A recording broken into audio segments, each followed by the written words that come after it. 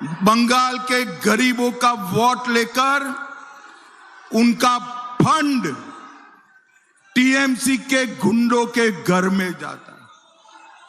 भाइयों बहनों, मोदी जी ने लाखों करोड़ों रुपया भेजा है। आपके घर, आपके गांव में आया है क्या? जरा जोर से बोलो, आया है क्या? कहां गया?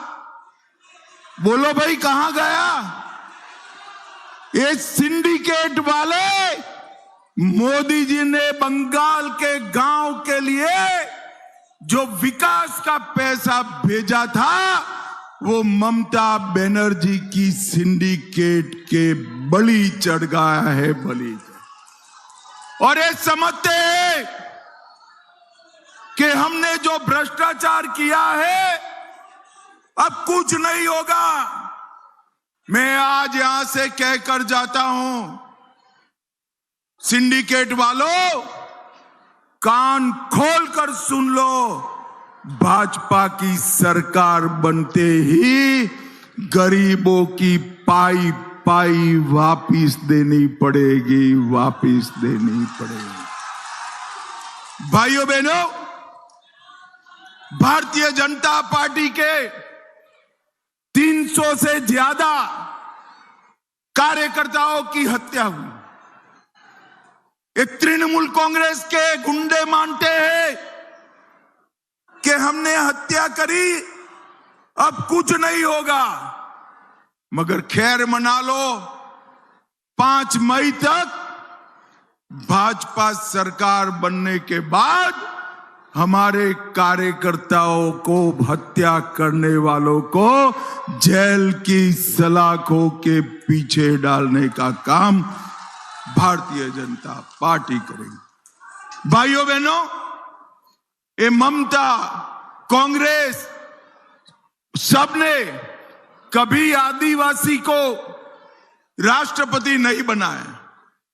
आजादी के 75 साल के बाद नरेंद्र मोदी जी ने हमारी संथाल गरीब आदिवासी बहन द्रौपदी मुर्मू जी को राष्ट्रपति बनाकर आदिवासियों का सम्मान करने का काम किया। द्रौपदी मुर्मू जी यहां आदिवासियों को मिलने के लिए आई। ममता जी ने उनका अपमान किया।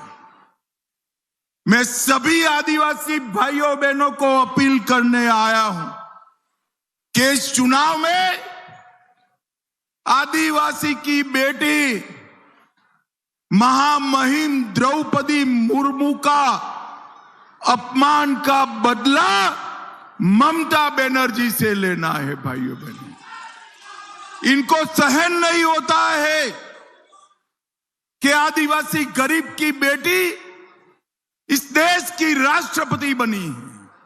मगर ममता दीदी, आपको जो करना हो करो, हम आदिवासी कल्याण में मानने वाले लोग हैं।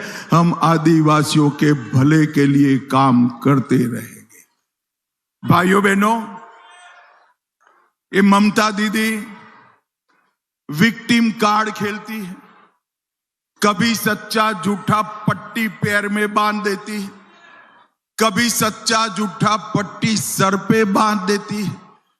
ममता दीदी, इस चुनाव में पैर, हाथ, सर, जहां पर भी पट्टी बांधना हो बांधो। बंगाल वाले आपको वोट नहीं डाले। भाइयों बहनों, उन्होंने कहा है कि हम नरेंद्र मोदी जी बाहर से शासन चलाने वाले। मैं आज कहकर जाता हूं, मेरी बात याद रखना, बंगाल का अगला मुख्यमंत्री बंगाल में ही जन्मा हुआ, बंगाली भाषा बोलने वाला भारतीय जनता पार्टी का नेता ही बंगाल का मुख्यमंत्री बनने वाला है। ममता दीदी, आपने महिलाओं के लिए कुछ नहीं किया है।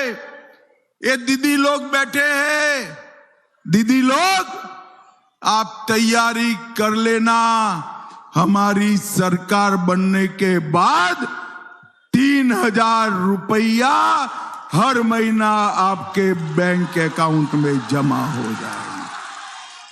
सरकारी नौकरियों में 33% आरक्षण माताओं बहनों का होगा। सभी राज्य की बसों में माताओं बहनों को कोई टिकट नहीं लेनी पड़ेगी, कोई टिकट नहीं। सभी किसानों को अभी 6,000 रुपया मोदी जी भेज रहे हैं। भाजपा सरकार बनाने के बाद 6,000 की जगह 9,000 रुपया किसानों के बैंक अकाउंट में डाले। धान का समर्थन मूल्य एमएसपी, हर किसान का एक किलो धान भारतीय जनता पार्टी खरीदेगी और उसकी एमएसपी 3100 रुपया करने का काम भारतीय जनता पार्टी करेगी। आलू के लिए, आम के लिए आधुनिक कोल्ड स्टोरेज बनाएंगे और हर बेरोजगार युवा के बैंक अकाउंट में 3,000 रुपया भारतीय जनता पार्टी ट्रांसफर करेगी।